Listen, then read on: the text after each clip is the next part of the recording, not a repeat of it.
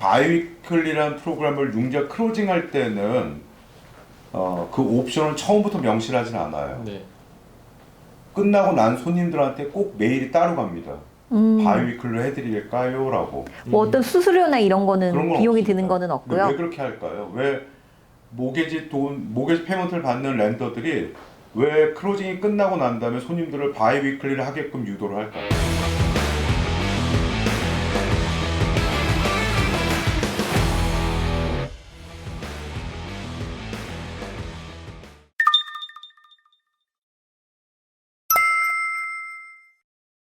그 모기지 페이먼을 보통 다들 한 달에 한 번씩 내시잖아요. 그렇죠. 근데 이제 한 달에 한 번씩 내는 먼슬리 페이먼 말고 또 바이 위클리로 내는 페이먼 플랜이 있어서 우선 그게 어떤 건지 그 정의를 한번 설명을 해주세요. 네.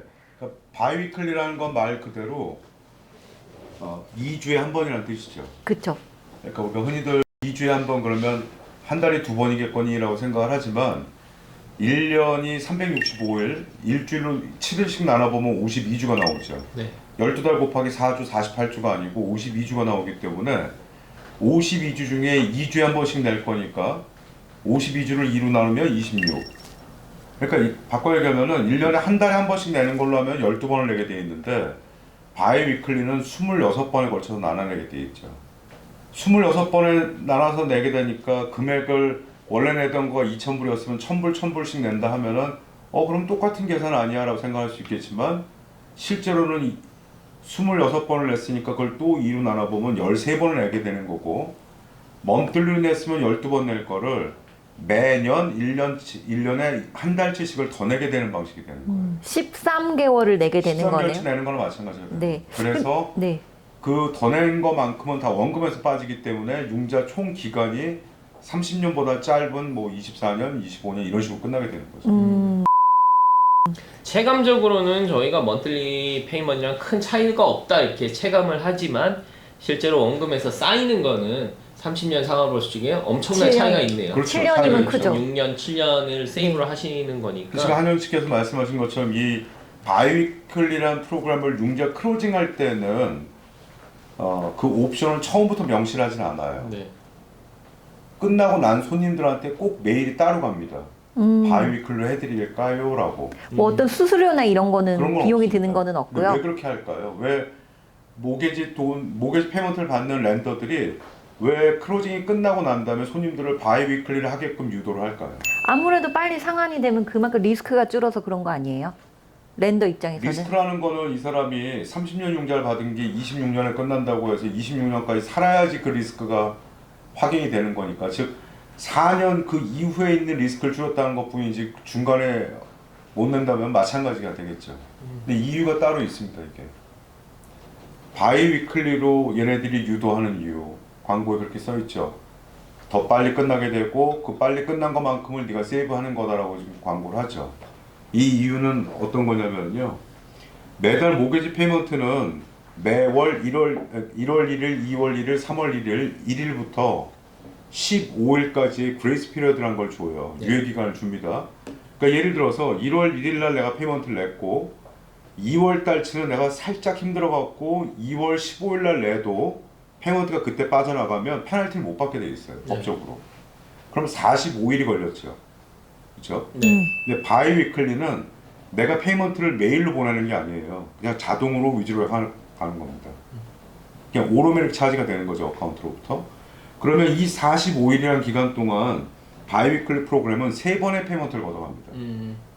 은행 입장에서는 더 이게 훨씬 더 유리하네요. 엄청난 금액이 되는 거예요. 네. 왜냐면 1월 1일 날 2,000불을 받고 2월 15일까지 45일 기다렸다 2,000불 받는 거랑 얘네들이 그걸 쪼개서 1,000불, 1,000불, 1,000불을 걷어갔다고 쳐봐요. 3,000불 걷었죠? 네. 이런 사람으로 미국 전체 자기네 클라이언트에 100만 명만 이거에 가입시켰다고 하면 이 돈이 얼마입니까 지금? 그렇죠. 어마어마한 또 어마어마한 돈이- 돈이죠. 그죠? 네. 딴 이유는 없고 이게 가장 결정적인 핵심적인 이유입니다.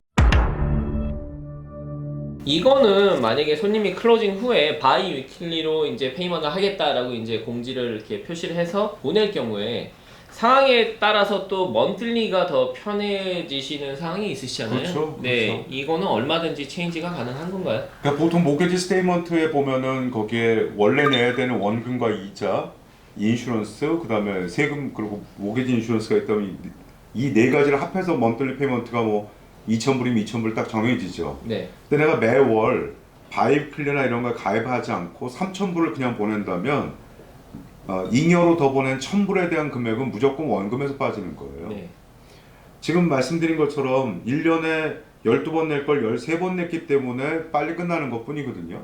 그렇다면 내가 여유가 있는 달에 그냥 더 보내는 방식을 택하는 게 훨씬 안전하다고 볼 수 있는 거죠. 아무래도 이거는 저희가 커밋먼트를 하기 때문에 그쵸. 타이드가 되잖아요. 네. 그러니까 2주에 한 번씩 부담이시겠어요. 계속 내야 되는 부담이 네, 통장에서 되고. 계속 빼가는 방식. 네, 뭐 그런데 저 같으면 안 합니다. 네, 저도 차라리 한 달에 한 번씩 내고 저만의 13개월치 페이먼을 만들어서 그러니까 한 번 더 상환을 하고 이렇게 하면 결론적으로는 7년이 줄어드니까 그만큼 이자를 세이브를 할 수 있을 것 근데 같아요. 사실은 모게지 페이먼트는요. 굳이 페이먼트를 이제 뭐 우리 비단 한국 분들뿐만 아니라 모든 사람이 빚을 갖는다라는 거에 즐거울 수는 없는 건데 내가 여윳돈이 있으니까 내가 추가로 조금 더 미리 갚아놔야겠어라고 하는 게 나쁘진 않습니다만 그 돈에 대한 효율성적인 면에서는 사실은 손해인 겁니다. 그렇죠. 아무래도 30년 상황이기 때문에 그렇죠. 큰 차이가 없죠. 그렇죠. 그게 그렇죠. 차라리 그 돈을 조금 더 모으셔가지고 세컨하우스 투자용 투자용 부동산. 네. 그렇게 하셔도 괜찮고 아니면 따로 나가고 있는 다른 페이먼트들 이자가 높은 높은 크레딧 거. 카드나 학자금융자나 지금 요번에 이제 미국 부채한도 협상이 끝났고 아마 7, 8월부터 또 신규로 재무부에서 이제 채권을 많이 발행을 하게 될 텐데 이 D라는 거 협상의 가장 중요한 포인트가 학자금융자 페이먼트 유예 기간을 끝낸다라는 거에 대해서 합의했다라는 거예요. 네. 이제 9월부터는 학자금융자의 페이먼트가 이제 시작되는 겁니다. 이게 사실 젊은 분들, 이 학자금융자에 또 갖고 계시는 분들한테는 아마 적지 않은 스트레스 및 이게 될 텐데 어떤 면에서는 이게 인플레이션이 조금이라도 낮아지게 하는 거에 대한 도움이 될 수도 있기 때문에. 네. 이렇게 바이 위클리 편지를 받으신 분 같은 경우는 굉장히 이게 좋은 옵션인가 많이도 궁금해 하실 것 같아요. 네. 네, 그래서 방금 말씀하신 것처럼 이렇게 커미먼트를 갖고 좀 의무감을 갖고 그쵸. 상환을 하시고 싶은 분들은 굳이 좋은 그렇게 할 플랜이 필요가 될 없이. 수도 네. 있는데 네. 같은 효과로서 그냥 12개월 먼슬리 페이를 하시고 엑스트라로 뭐 연말이나 이럴 때 맞습니다. 그 원먼스를 그냥 더 내시는 게 이제 더 나은 거죠. 똑같은 그쵸. 효과인 거죠. 네. 네. 어떤 상황에서는 오히려 또 바이 위클리가 조금 더 유리할 수 있는 것 같은데 그런 분 같은 경우는 이제 고정적으로 수입이 이제 월급을 받으시는 분들이나 이런 분들 같은 경우 오히려 이렇게 바이 위클리로 그냥 페이먼을 하시는 그렇죠. 것도 뭐 다른 융자가 없고 뭐 저축의 경제적으로 개념으로 좀 여유가 많이 예, 있으시거나 다른 특별한 빚이 없으시다면 그게 맞는 거고요. 만약에 이분이 조금이라도 크레딧 카드나 나가는 이자 붙는 게 있다면 사실 그걸 먼저 갚아야 되는 게 맞습니다. 그러네요. 네. 오늘 많이들 이렇게 궁금해 하시고 또 이제 클로징 후에 은행에서 편지를 받으신 분들 이런 거에 대해서 많이들 또 연락이 오셔가지고 저희가 또 론형께 네. 한번 물어보는 여쭤봤습니다. 시간을 가졌습니다. 또 그 외에 궁금하신 거 있으시면은 저희 댓글이나 이메일 보내주시면은 또 좋은 영상으로 저희가 또 한번 준비를 해보도록 하겠습니다. 지금까지 애틀란타 부동산 대통령 한현이었습니다. 성공의 다른 이름 이솔 부동산이었습니다. 론형이었습니다. 감사합니다.